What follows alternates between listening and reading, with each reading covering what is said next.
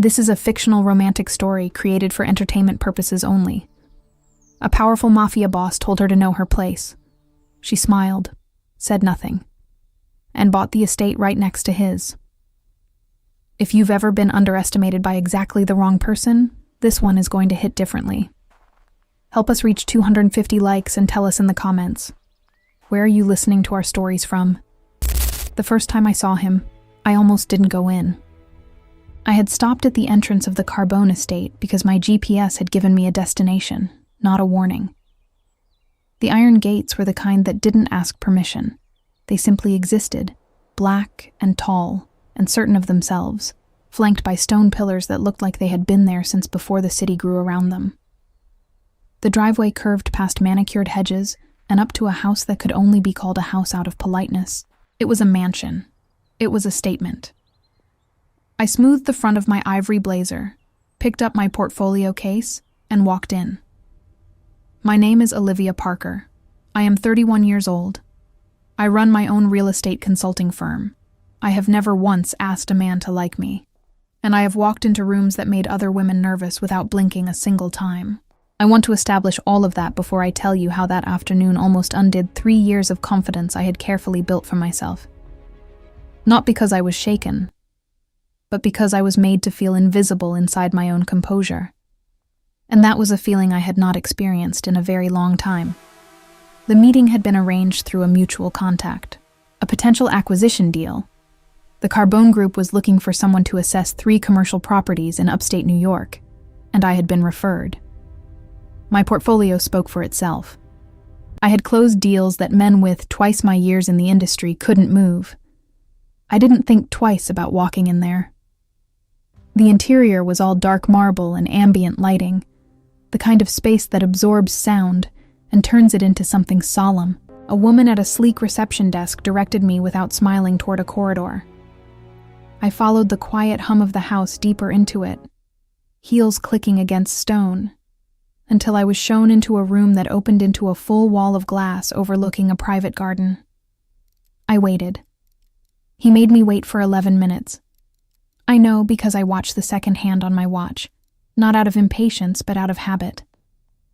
I study the details of every room I enter. It tells me more about the person who owns it than any introduction could. And this room told me he was a man who believed his time was a currency other people were lucky to receive. When Matteo Carbone finally walked in, I understood why every story about him tended to run out of adjectives before it ran out of subject. He was tall, the kind of tall that changes the geometry of a room when it enters. Broad shoulders beneath a charcoal suit that had clearly been made specifically for a body that wasn't standard in any way. The sleeves were pushed to just below the elbows, and I noticed the tattoos before I noticed his face. Dark ink winding up both forearms, disappearing under the rolled fabric like a secret that had long stopped being one. His jaw was the kind that appeared to have been set with deliberate force, dark stubble tracing its edge, and his eyes were a deep, unreadable brown that swept over me once, just once, and then moved to the window. Not to me, to the window. "Miss Parker," he said. His voice was low and unhurried, the kind that didn't need volume to carry weight. "Mr. Carbone." I kept my tone level and extended my hand. He glanced at it. He did not take it immediately.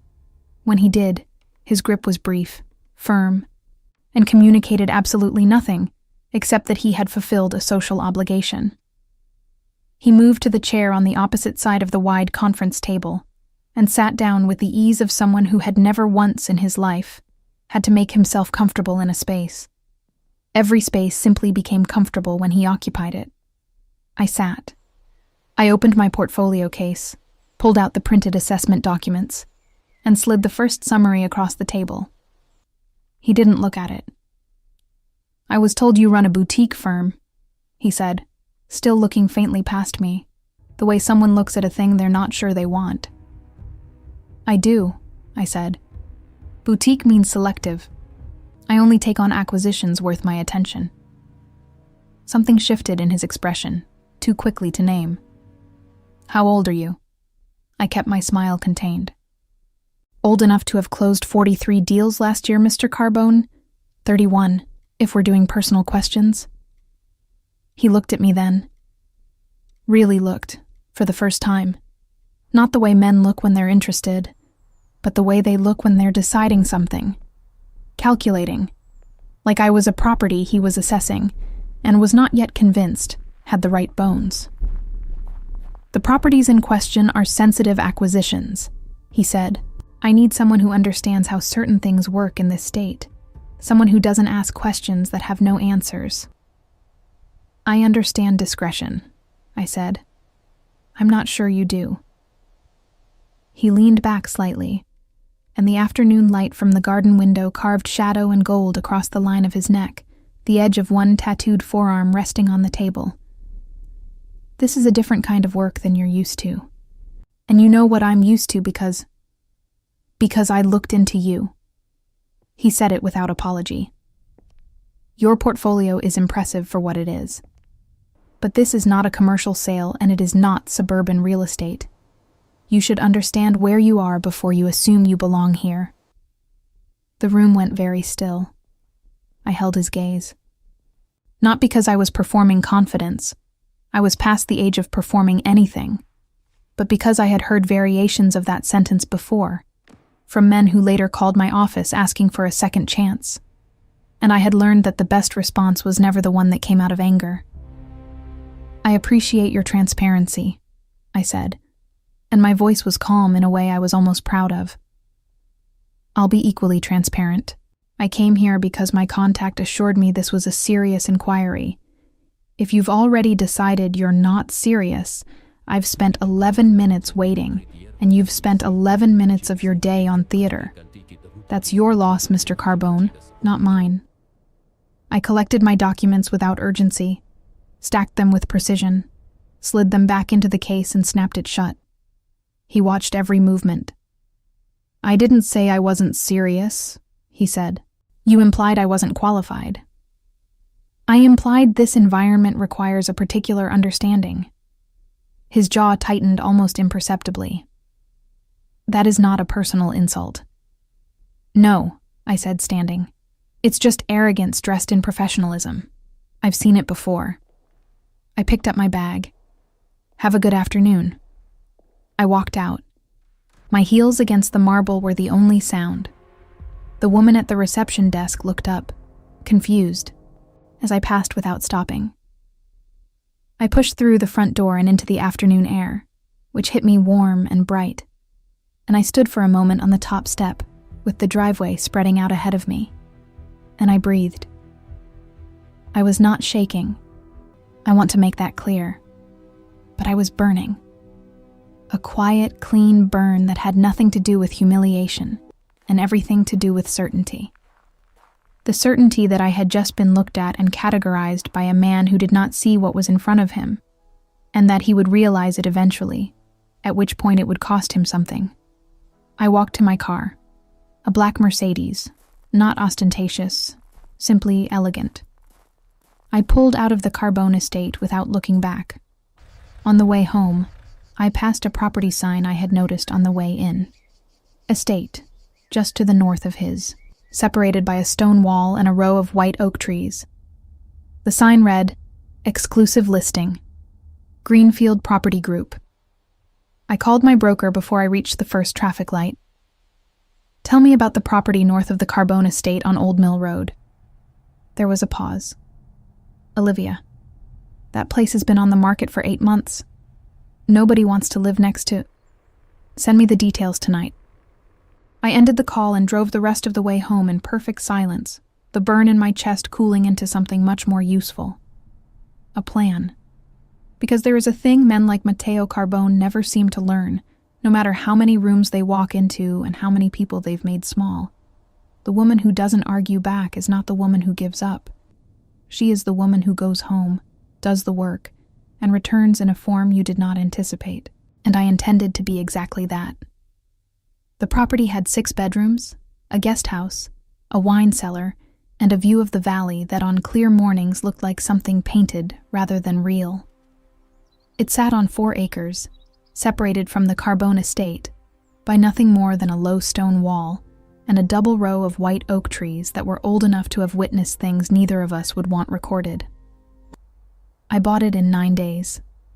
Cash offer, clean title, no contingencies, no negotiation theater.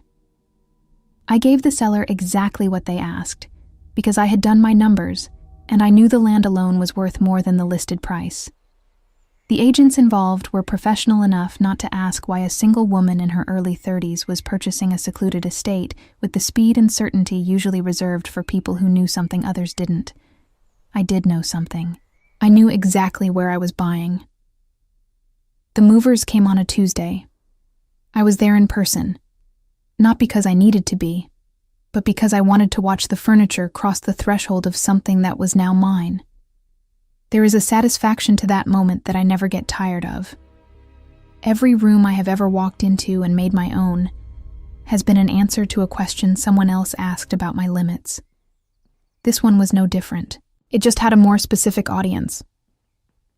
I had been in residence for 4 days when I first saw him again. I was in the East Garden at 7:30 in the morning, wearing a cream linen dress and carrying a cup of coffee, walking the perimeter of what I had already decided would be a cutting garden. The air was cool, and the light was the particular gold that only exists in that window between sunrise and full morning, the kind that makes everything look like a memory you haven't made yet. I heard the engine before I saw the car. A low, controlled sound, the kind that expensive vehicles make when they're built to contain power rather than broadcast it. A black Range Rover moving slowly along the private road that ran between the two properties, and behind the wheel, unmistakably, Matteo Carbone. He saw me the moment I turned toward the sound. The car slowed, stopped completely. Through the tinted glass, I could see the outline of him, and then the window came down, and there he was. Dark eyes, jaw set, dressed in black even in the morning, looking at me the way a person looks at a mathematical problem they were told was already solved. I raised my coffee cup in a small, pleasant greeting. He stared for a moment that was 3 seconds too long to be casual. Then he drove on. I smiled into my coffee. He sent someone the next day.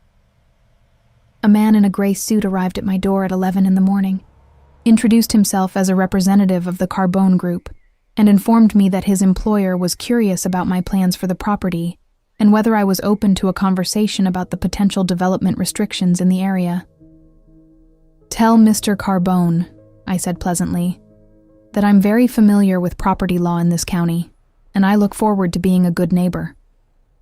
The man left. I went back to my desk. 3 days later, Matteo came himself. I was in the library, which was one of the first rooms I had claimed as properly mine, lined floor to ceiling with shelves that I had been filling since the week I moved in, when I heard the knock. Firm. 3 times. The knock of someone who had decided before raising their hand. I opened the door, and there he was on my porch. No jacket despite the October chill. The tattoos on his forearms visible in the afternoon light, and an expression that was trying very hard to appear neutral. "Miss Parker." "Mr. Carbone." I leaned against the doorframe. What a surprise. "Is it?" "Well," I said, "you didn't call ahead." Something moved behind his eyes. "You bought this property knowing it was adjacent to mine." "I bought this property because it's a remarkable asset, very reasonably priced. Possibly because it had been sitting on the market for 8 months. I tilted my head. Strange, isn't it? Why would a place like this sit for 8 months in a market like this one? His jaw tightened. People know not to position themselves in certain places. "I don't follow that kind of geography," I said. He looked at me for a long moment. I watched him work through whatever he was working through. The controlled quality of it. The way he kept everything internal except for the faintest tension in his shoulders. He was not a man who showed his hand, but he was showing me something right now, standing on my porch without an appointment, and we both knew it. "You should have taken the meeting," he said finally. "I would have offered you something fair." "You offered me condescension," I said, keeping my voice light. I've found those don't tend to convert well. I was testing you. I let that sit for a beat. Then, and what were the results? He said nothing for a moment. His eyes moved across my face slowly, like he was looking for something. A reaction, an angle, a weakness he could use to put the conversation back on terrain he controlled. He didn't find what he was looking for, and I watched that register in the slight shift of his weight. "You're not what I expected," he said. "No," I agreed. "I rarely am." He glanced past me into the front hall. Not intrusively, just a glance. The kind that happens before a person is aware they're curious. "I came to make a proposal," he said. "A business proposal?" Another pause. "Primarily." I studied him. His presence on this porch was already the most interesting thing that had happened to me in months. Not because he was beautiful, though he was, in the way sharp things are beautiful, with full awareness of the edge, but because of what it meant that he was here. Men like Matteo Carbone did not arrive uninvited at the homes of women they had dismissed. They sent representatives, they made calls, they leveraged intermediaries. He had come himself. That told me something I filed carefully away. "You're welcome to come in," I said, stepping back from the doorframe. "But I should tell you up front. I don't receive proposals I haven't requested." He stepped inside. "Then let me make you want to request it." The library was warm, and the afternoon light fell in long rectangles across the Persian rug I had chosen specifically for that room. He looked around. Once, fully, the way I looked around rooms. And I had the impression he was doing the same thing I always did, reading the space.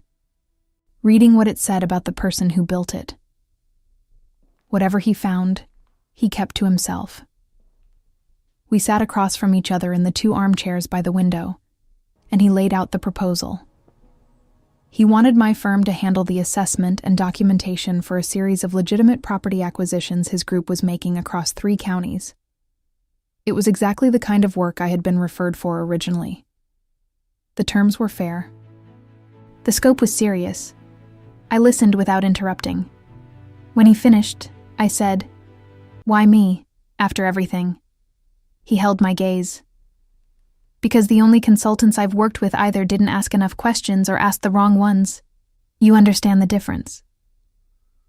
You know that from a 12-minute meeting where you dismissed me. I know it from the fact that you walked out," he said, "and then bought the house next door." The corner of his mouth moved. Almost. Not quite a smile. More like the shape of one that he decided at the last second not to release.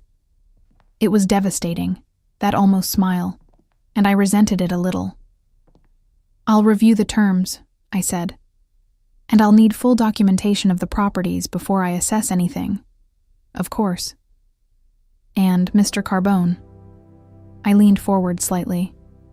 "I work on my terms, always." This time the almost smile broke. Just a fraction, just enough. "I'm beginning to understand that," he said. He left an hour later, and I stood at the library window and watched the black Range Rover move back along the road toward his estate, and I was aware of something that I had been ignoring for the past hour. A warmth I hadn't asked for, low and quiet in my chest. The kind that settles in when you meet someone who is your match, in ways you're not yet sure you want. I turned back to my desk. There was work to do. And I had learned, a long time ago, not to confuse being impressed by someone with trusting them. Especially when that someone looked at you the way Matteo Carbone had been looking at me. Like a door he didn't yet have the key to, but had fully committed to opening. 6 weeks into the contract, I knew more about Matteo Carbone than I had intended to. I knew that he kept his professional and personal worlds separated with the kind of discipline that only people who have paid for the failure to do so ever truly practice. I knew that he was meticulous, that he responded to my documentation requests within the hour regardless of the time I sent them, and that when he disagreed with my assessments, he said so directly and with evidence rather than with ego. I knew that he had built something real, and that the parts of his world that existed in the light were built with more care than most people in legitimate business managed. I also knew that there were parts in the dark. I was not naive, and he had never pretended otherwise. We had an unspoken boundary, and we both respected it with the fluency of two people who understood that some fences exist for good reason. What I had not expected was that the work would become the least interesting part of our arrangement. It started with the evenings. I worked late. I always have, not from desperation, but because the quiet hours are where my thinking runs cleanest. And Mateo, it emerged, was the same. Messages at 10, 11 at night. First always professional. A clarification, a correction, a document to review. But over time, gradually, the way temperature changes rather than announces itself, the messages began to arrive a few minutes after the business had concluded, and they were about other things. A question about the renovation I was doing on the West Wing. A comment about the article he'd read that I had mentioned in passing 2 weeks earlier. Small things. Deliberate things. I answered them. I'm not sure when I started looking forward to it, but I noticed the night I caught myself checking my phone before I had finished my glass of wine, and I set it face down with a firmness I directed at myself more than at him. The evening that changed everything came in late November. A storm had come through in the afternoon, the violent kind that shakes the windows and makes the power flicker, and by evening, the air had that cleared quality, cool and electric and clean. I was on the back terrace in a heavy cardigan, watching the last of the storm clouds move east against a sky that had shifted to a deep violet at the horizon, when I heard movement at the low stone wall that divided our properties. Mateo came over the wall. Not dramatically, just stepped over it at the lowest point, as if this were something he had considered for a while and had simply decided now was the time. He was in dark clothes, no jacket, the cold clearly not bothering him the way it wouldn't bother a man built the way he was built. The outdoor lights from my terrace caught the ink on his arms, the planes of his face. The way he moved toward me with that unhurried quality that I had come to understand was not arrogance but absolute self-possession. Two entirely different things. "Power stayed on?" he asked when he reached the terrace steps. "Barely." I held up my wine glass. "Glass? Please." I poured without commenting on the fact that he had crossed a stone wall between our properties at 8 in the evening, without any pretense of professional reason. And he sat in the chair across from mine without commenting on the fact that I had handed him wine, as if this had always been a natural thing between us. We sat in the aftermath of the storm and watched the sky do what skies do after violence, settle into something quietly extraordinary. "Why are you still here?" he asked after a while. Not unkindly, genuinely. "In the house?" "In this arrangement." He turned to look at me. "You didn't need this contract. You had referrals lined up before I called. I had my people look into your firm after you walked out that first day. You admitted that already. I'm saying it again because I want you to understand." His voice was lower now, the professional formality fully gone, and what was underneath it was something more direct and more careful at the same time. "You chose to stay." I held his gaze. "I chose to accept terms that were fair and work that was legitimate. That's why I stayed. Olivia." Just my name. The way he said it, with that particular weight, the way you say something you've been holding in your mouth for a while, stopped me in a way that a long sentence couldn't have. "I haven't been this honest with someone in years," he said. "I don't do this." "Do what?" "This." He gestured between us, a small motion, almost frustrated. "Whatever this is, I don't sit outside with people. I don't explain myself." I looked at him, really looked, the way I had been carefully not doing for 6 weeks. The strong jaw, the dark eyes with something in them that resembled vulnerability, only because it was so clearly unfamiliar to him. The tattoos that I had stopped seeing as intimidating and had started seeing as part of a language that had just taken time to read. "I know you don't," I said. "Then tell me you understand what I'm saying." "I understand what you're saying." I set my wine glass down with precision. "And I want you to understand what I'm saying, which is that I don't make decisions based on what I feel in a moment. I make them based on what I know. And what do you know?" I thought about the 11-minute wait, the cold glance, the words, "You should know your place." And then the 8 months of an unsold property, the uninvited visit, the almost smile, the evenings that stretched past business into something else entirely. The patient, deliberate way he had moved toward me, not like a man pursuing a target, but like a man recalibrating, learning, trying. "I know that you are not the man you were the first day I walked into your house," I said. "Or, more accurately, you are not showing me only that man anymore." He was quiet for a long time. Then he leaned forward, elbows on his knees, and looked at me with the full weight of eyes that had spent most of their life seeing things and giving nothing away. "I want to be honest with you," he said. "My world doesn't change. What I am doesn't change. I can give you everything you want in terms of everything. But I can't make what I do clean. I can't change the parts that live in the dark." "I didn't ask you to," I said.